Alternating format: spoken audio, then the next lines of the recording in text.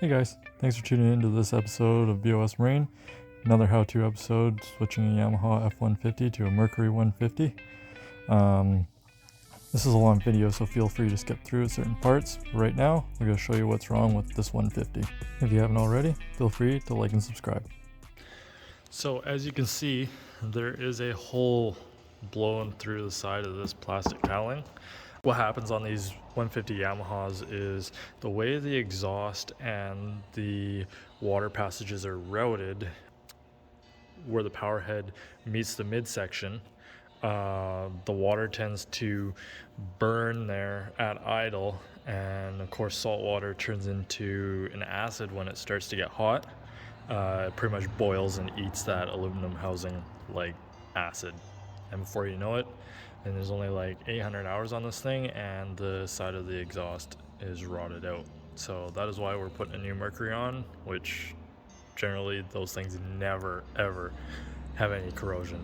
I've had ones up to 3,000 hours and they're like brand new inside still. So the first thing we're going to do is remove the lid. Some people like to call it a bonnet, some people like to call it a hood.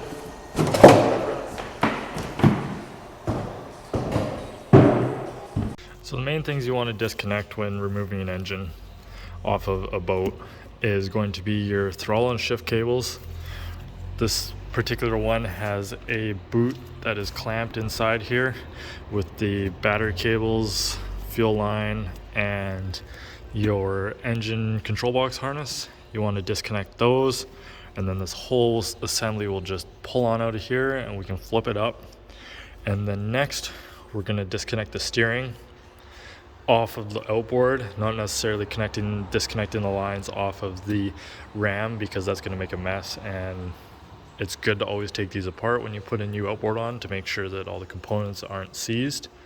And we'll just be putting this right onto the new Mercury outboard once it is on here, keeping in mind that we need to make sure we remember where this setting is on your adjustment holes, because the general rule of thumb is when the cavitation plate is trimmed level with the hull of the boat, it is either in line or slightly above the bottom of the boat, and that is for the optimum performance of the motor that is installed.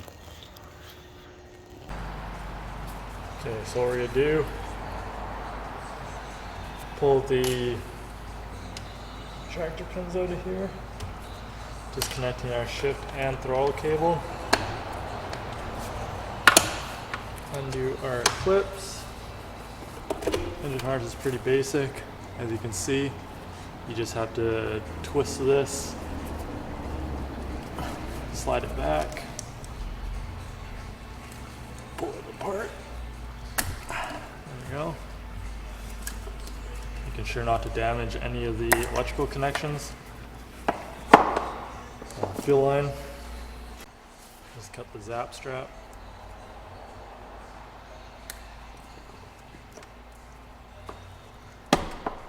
Last but not least will be the battery cables, which are on the other side by the starter. And there you have it. A nut and a bolt, and those are on.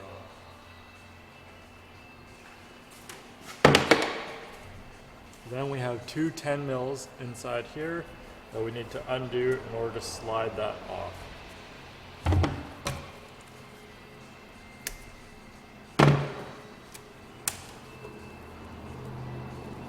Oh yes, there's also a gauge harness inside this particular model, which is a 4-pin white plug. Looks kind of like that. It's got the pink and the green and the gray, and both greens in there. So I'll make sure you disconnect that and not damage it.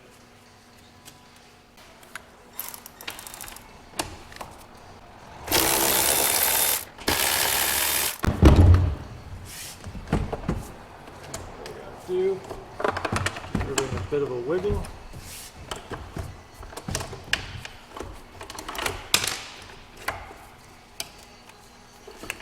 As you can see,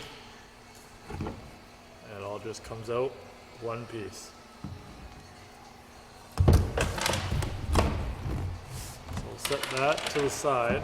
Oh yeah, make sure you zip tie your fuel line or put a bolt in it so it doesn't leak fuel anywhere. And thread these bolts back in.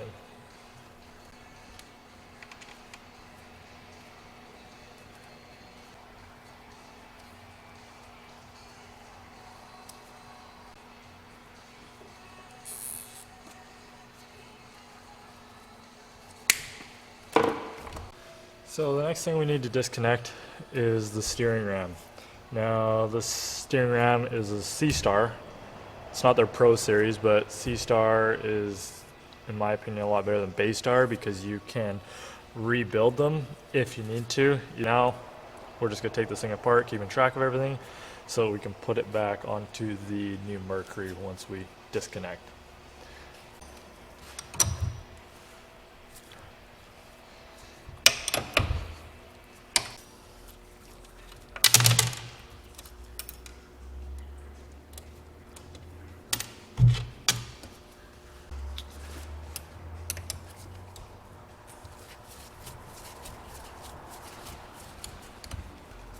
Now, one thing we need to do is take care that we don't damage the ground strap. That's pretty important because if that comes off, chances are these individual components, once coated in grease, they don't tend to ground properly, and that's a big part of why they seize together.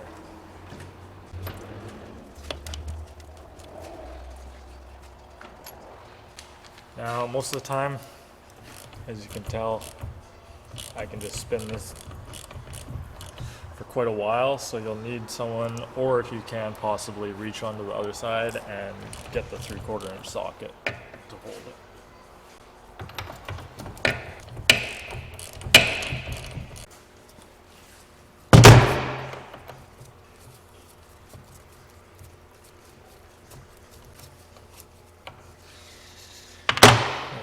Now that, as you can see, slid right off, no problems.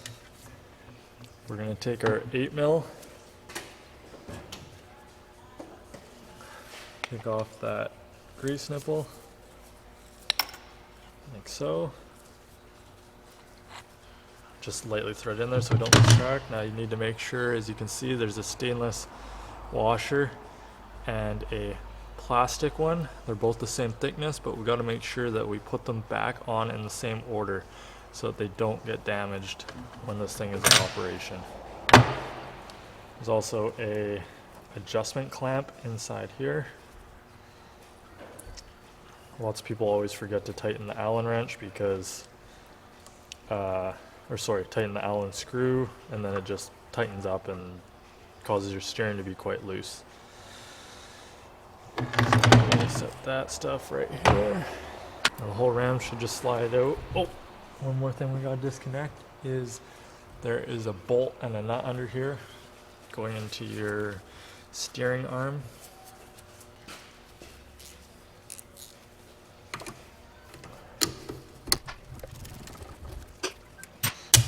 Don't lose that nut. Take our steering jack plate.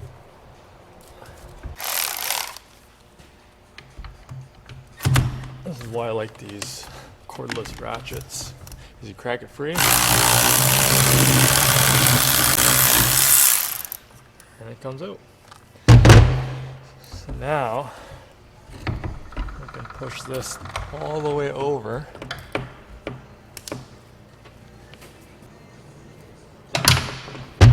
Remove it completely. So last but not least, we'll take off that last bolt holding that ground strap on, and we'll set it aside as well so we can put it on another engine.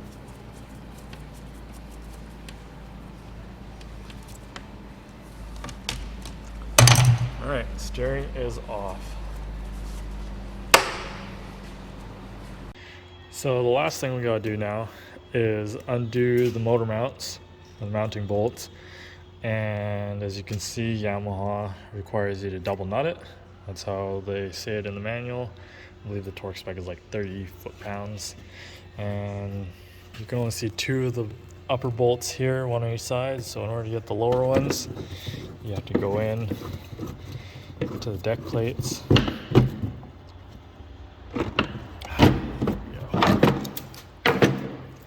And you can see them right there. Now we're gonna just set the forklift up and we'll lift this thing off.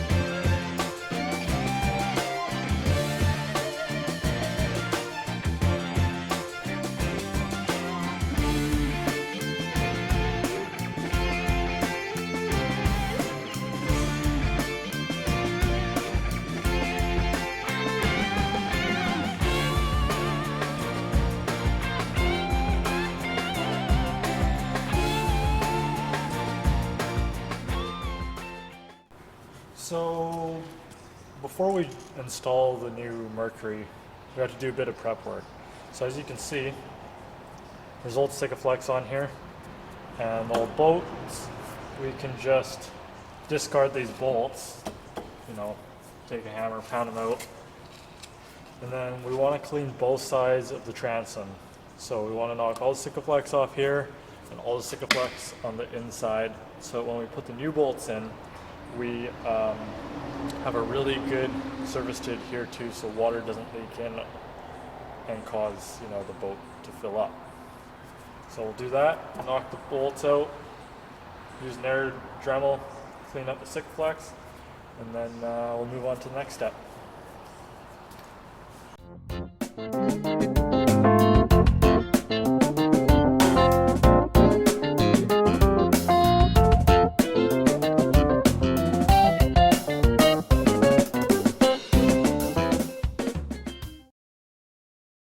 So a little extra step that I like to do when it comes to putting new outboards on, if it hasn't already been done, is take your deburr bit or your tapered bit here, and you just want to put a bevel in each hole here for the Sikaflex to have a bit of a barrier, because when you squish it up flat, it's probably only like 3 thou thickness it's going to be between the bracket and the motor, and if it shifts a little bit after it's sealed, it's not going to be as good or have any forgiveness.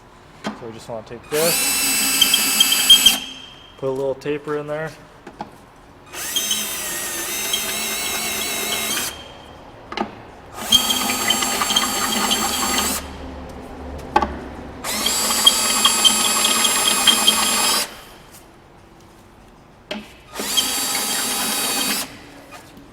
the inside, just like that. So this is your result after cleaning all the Sikaflex off, deburring it, you know, putting a bit of bevel on there. Yes, I will clean out all that junk in the holes there, but same with the inside here, as you can see. Same thing. So now we know we're going to have a really good seal once we put those new bolts in and mount that engine. Alright, so you can see what we have here is the control box for the main engine. Shortly behind it is obviously the one for the kicker. This is your standard 703 side mount control. If you take these things off, all you have to do is use a Phillips.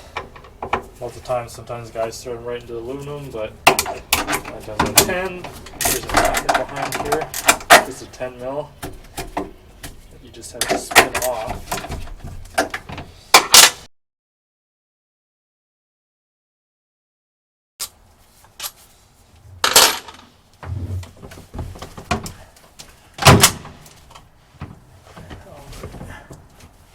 Alright, so as you can see, we've got the back side of it here. We've got this cover we need to remove to access the control cable clips. These are the two Phillips. Make sure when you put these back together, if you're doing it for the first time, put grease on them. So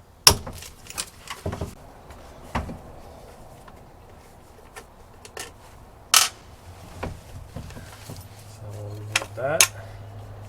Now we've got these two clips. You can see that. Make sure you don't lose them. They shoot out there like rockets sometimes, and then you're stranded looking for it. Just grab it.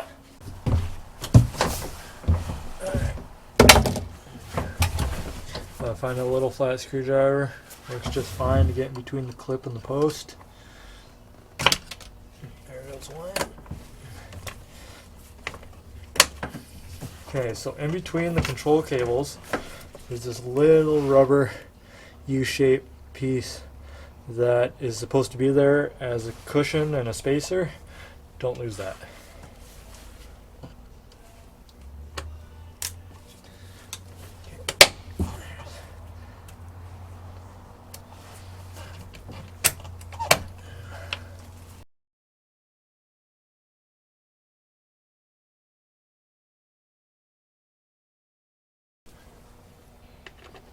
Screw back in.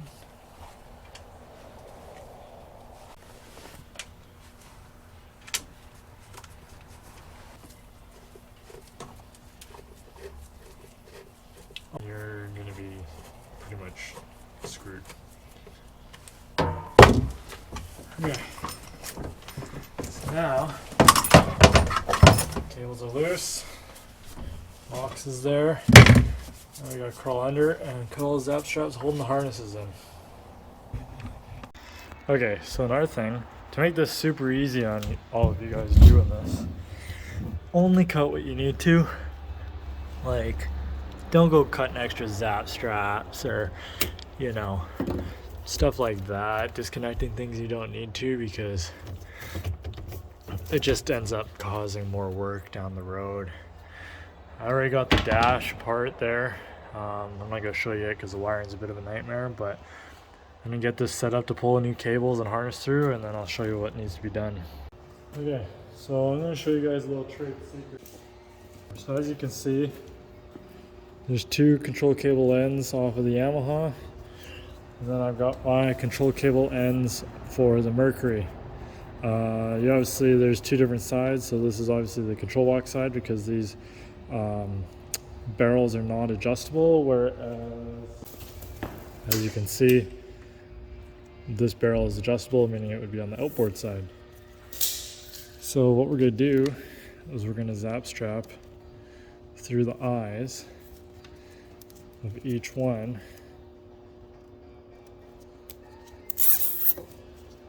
Leaving a little bit of a play there so that it could actually go around the corner and up through the gunnel.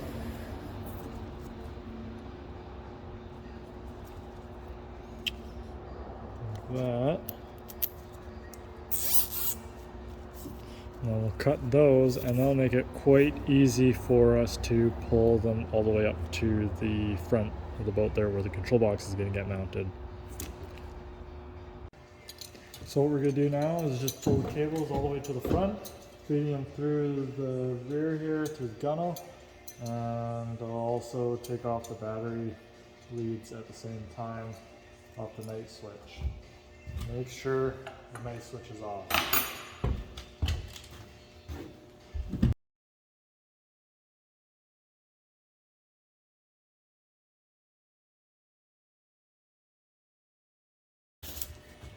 And there you go. Control cables are changed.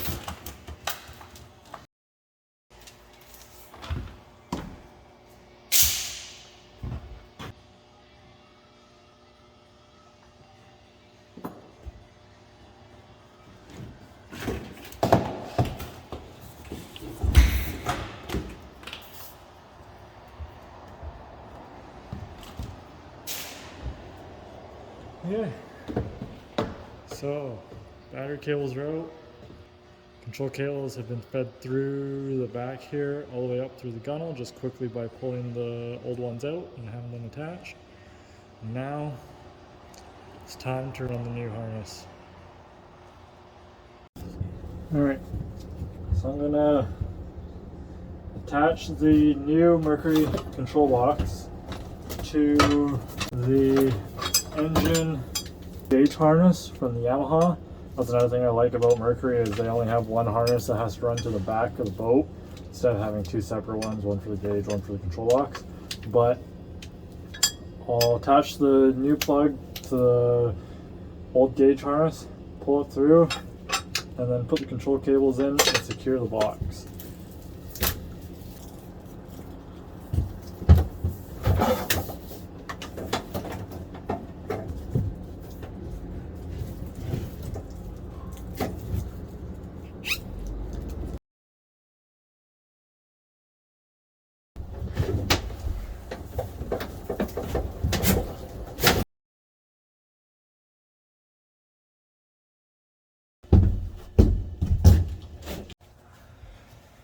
Okay, so after a little bit of struggling, managed to get the control box harness fed to the back.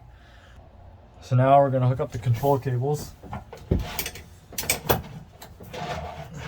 So right now it doesn't really matter. You could have, you know, either one be a shift one or a throttle cable.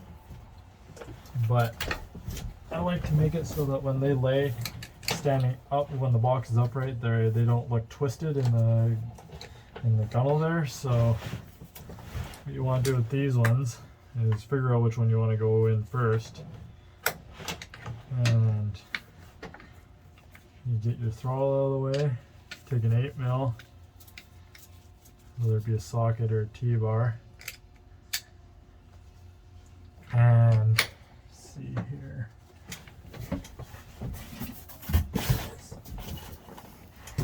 So you want to get some grease and a little bit of grease in the eyelet of that thing. Then you bring over your keeper pin.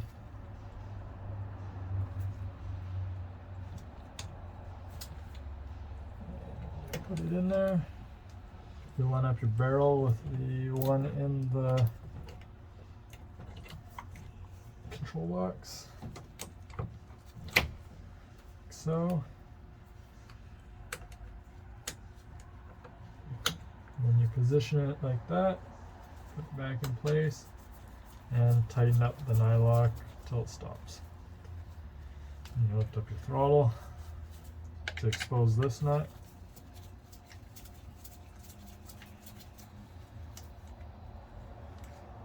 Don't have to take it all the way off, just enough to lift up the keeper pin. With this one, notice how this one's going to be over top of that wire, whereas the other one went underneath. That's your trim button wire. Same thing, a little bit of grease.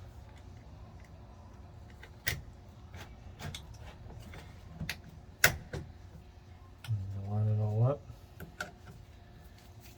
Put that back into place.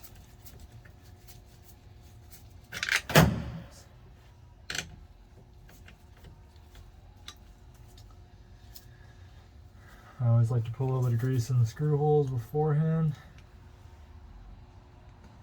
Just makes it a little less messy. And then we've got our cover. You can see you'll have to line up the barrel with that notch right there. Like so.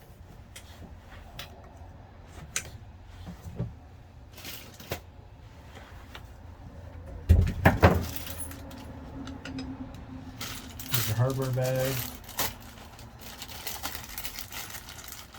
You find your 2 Phillips screws, similar to Yamaha. It's real important to have grease on these because they're dissimilar metals. So you got a stainless screw and an aluminum housing.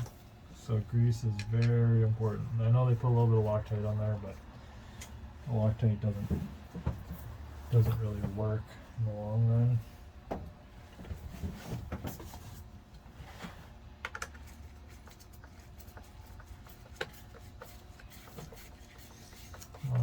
here is just snug them up, making sure your cable, barrel, and stuff are engaged. There we go. Perfect. Then we're going to take our spacer. And the nice thing about Mercury and Yamaha is these two holes are already drilled to the exact location. It's just the bottom one that you have to pre-drill, since Mercury put theirs off just a little ways.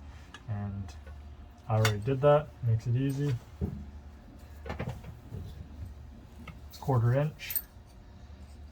And put a little grease on your screws.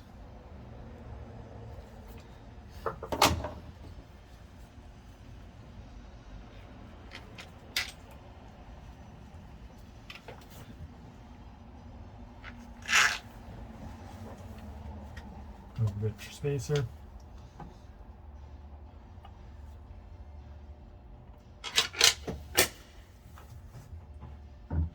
Just line up the holes, like so.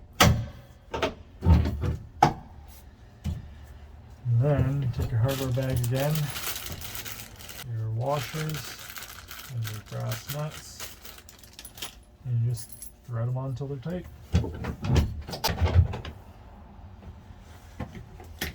This is where your gauge plugs into. What we'll do there, actually before I tighten all that up, I'll install that gauge. Alright, so what we're going to do now is pick up the outboard, take it off the stand, and line it up with the transom to confirm our height, and then we will install the bolts and secure it. And then that way it's on there nice and easy, and yeah, next will be hooking the rigging up.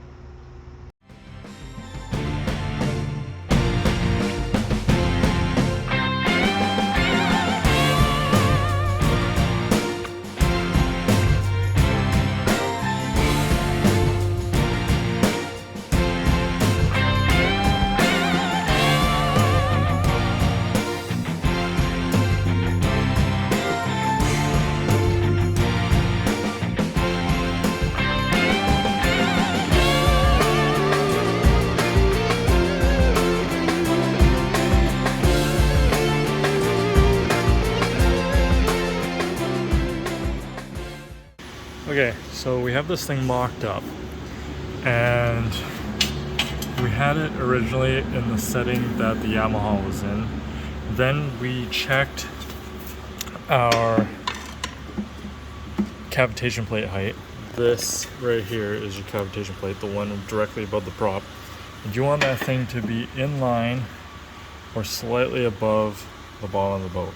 As you can see, it is trimmed out a little bit, so it is parallel, and you do want it to be like this, either in line where it would be sitting on the straight edge, or just slightly above the bottom of the boat, because the straight edge is held up against the bottom of the hull. Now, one thing you want to do before you mount these, this is dry mounted, so there's no Sikaflex, and you want to make sure you got the proper length bolts with all the appropriate washers on there, and you want to make sure your bottom bolts go in and have enough thread on the inside. General rule of thumb is 2 to 3 threads off the nut once it's all tight. So I've confirmed that with another set of bolts that are going to be more than adequate enough for that.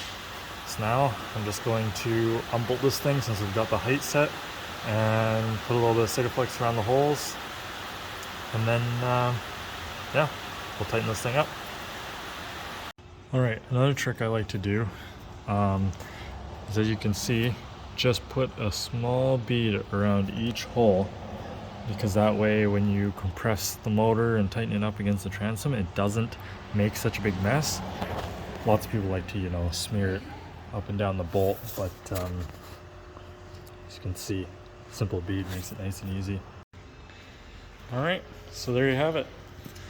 Install the bolts exactly how Mercury said in the manual, and as you can see, there's a good amount of Sikaflex coming out on either side. I'll either trim that off once it's dry or just wipe it so that you can't see it. I ended up putting a transom plate in there because I didn't feel comfortable torquing the bolts to spec with nothing there, considering it's only like 3/16, not even 1/4 inch aluminum. But yeah, as you can see, there's sticker plates coming out around that too. Inside, same thing, torque to spec, and yeah, I'll just put the steering on, hook the controls up, and we'll go from there. So I'm just getting ready to run these control cables, battery cables, fuel, and control box harness through here. And I just want to show you that Mercury has labeled where everything should be. Because once it goes through this boot, the boot obviously attaches onto here. You know, we'll thread our conduit into it and thread it into the transom with the flange. And then it will really be just one piece that looks real smooth once done. But the key to this, to making this so smooth, is putting it through the conduit already in the order of what you see in the boot going into the motor. So that's the main trick of doing all this, to make it super easy to install. Now, before you get carried away of running everything into this, you know, conduit, you got to pay attention to what should go first. And for example, the control box harness should go first, because as you can see, the plug is damn near the same size as this. And with the battery cables already in there, it makes it quite a challenge. But just keep that in mind when you guys are running that stuff into there. Oh yeah, and last but not least, don't do what I did and forget to put the flange on there before you start running everything. So I want to show you guys something here that not many people know or understand.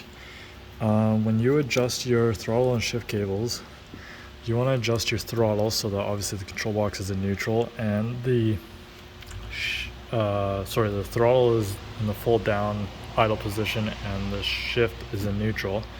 So once you get these barrels in there, you want to adjust them so that when they're relaxed, the throttle lever here is also relaxed and the pin slides right through the eye without any movement. Like, you don't have to wiggle it to get in, it just slides over top. Put your retractor pin in there.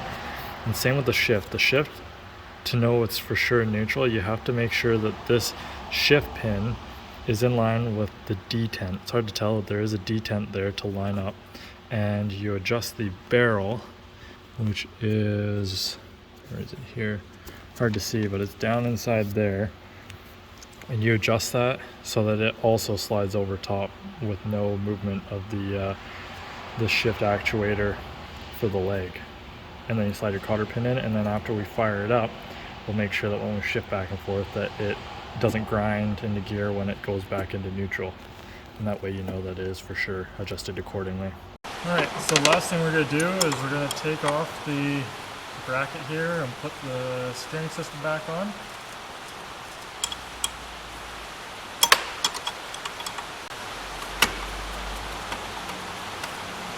This bracket is here for is to stop the motor from moving side to side when it's being transported or in the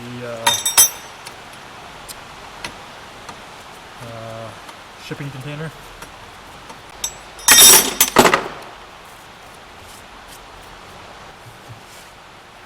Alright, so we're going to put our steering tilt tube in there. So you want to put grease on it.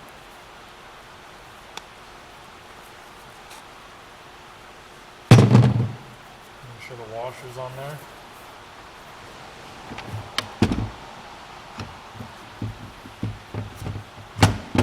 Push it through.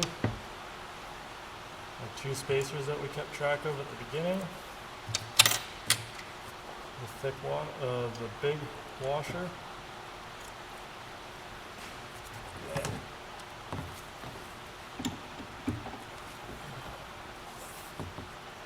Into the tube.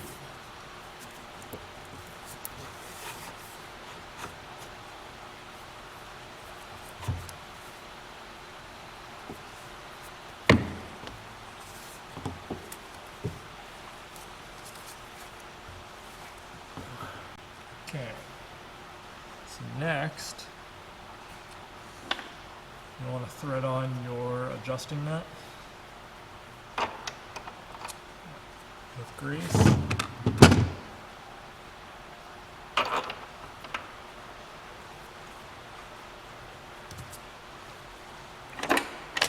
you'll put on your seamless washer and your plastic spacer.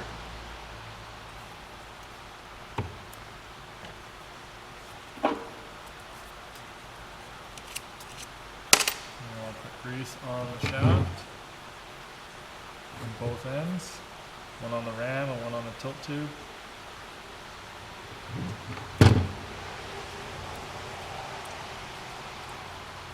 And then this should just slide right on, like so.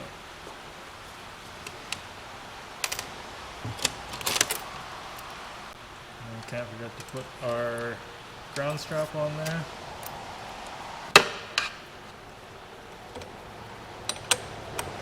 Tighten up your ram.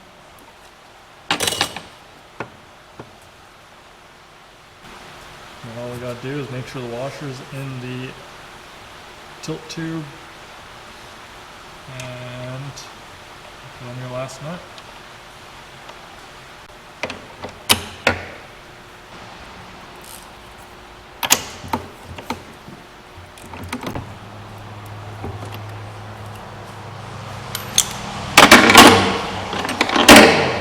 So, see how there's play in there? That's what this adjusting nut is for. So you generally want to just get it snugged up. No, not super tight, but tight enough that it's not going to move around.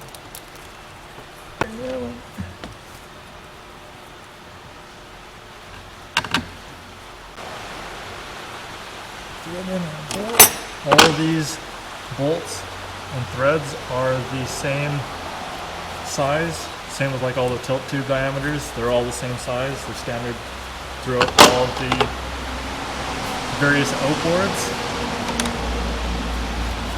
Makes it nice and easy for ordering parts.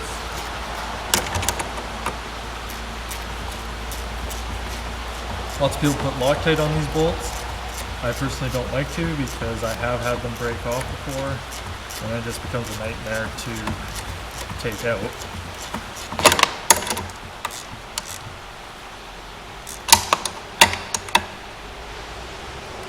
And last but not least, there's a nut. It goes in the bottom of that and secures it.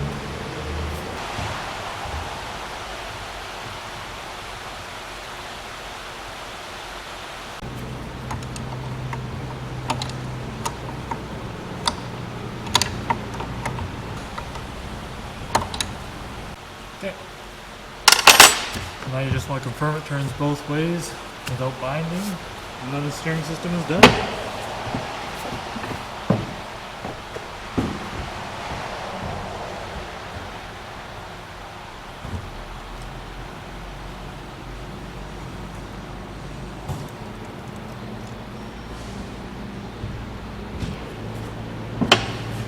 There you go.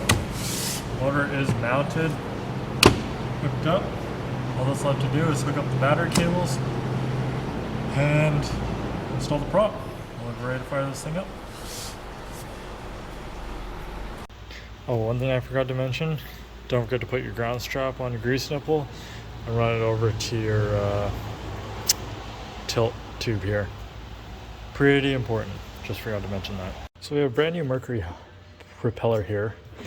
You can get these different hub kits depending on what motor you have, because theoretically you can just put this prop on generally the same size motor, and then just depending on what splines it has, put a different hub kit on there.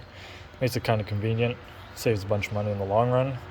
But so what we're gonna do is make sure that this white retaining ring in here, it's mainly for the exhaust gases. When they blow past the prop, they don't want to go on the outside, otherwise you get cavitation. So what we're going to do is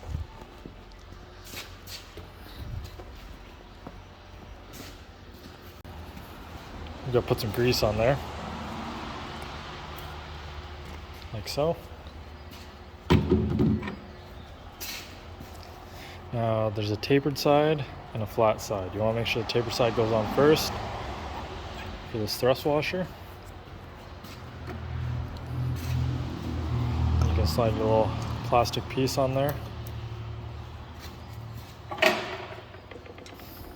And as you can tell, it's square inside this propeller, so you want to just guide it on there so it lines up. So then you want to take your spline part of it, slide it in there. You know, you may have to turn it a little bit to get it on the splines, like so. And rotate the propeller. A bit tricky to do this with one hand here. Like so, how it went all the way down. Just give it a nice push.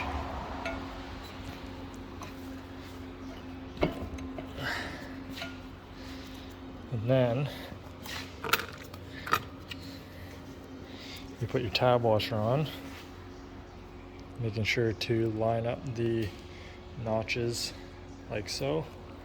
And then you tighten up your prop nut.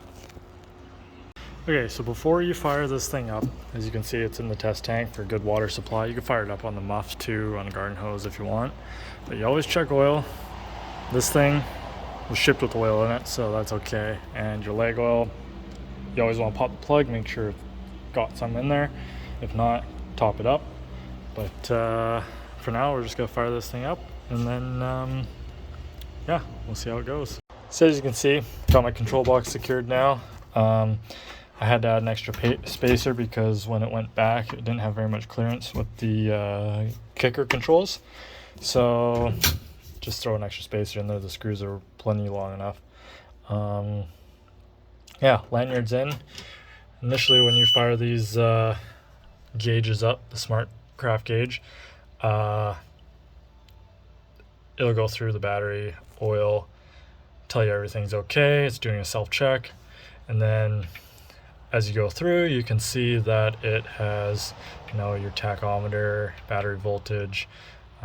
Should have more options here, but we'd have to go into settings to obviously see what our favorites are. Right now, we're just trying to see it start up, confirm it's charging, and see if any codes come up.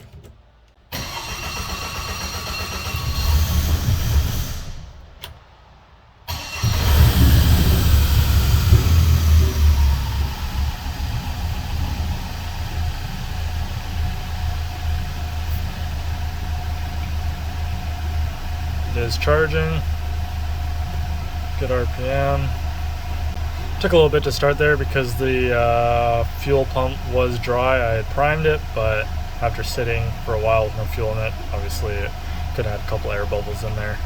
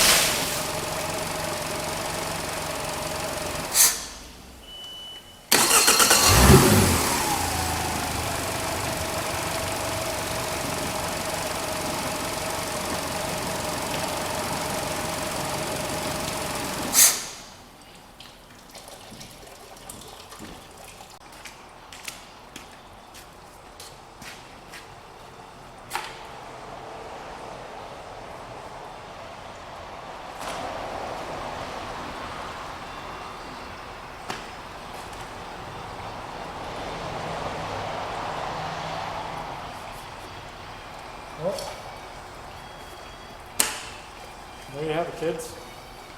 That's how to completely swap from the Yamaha 150 to a Merc 4-stroke 150. If you guys like the video, don't forget to like and subscribe. If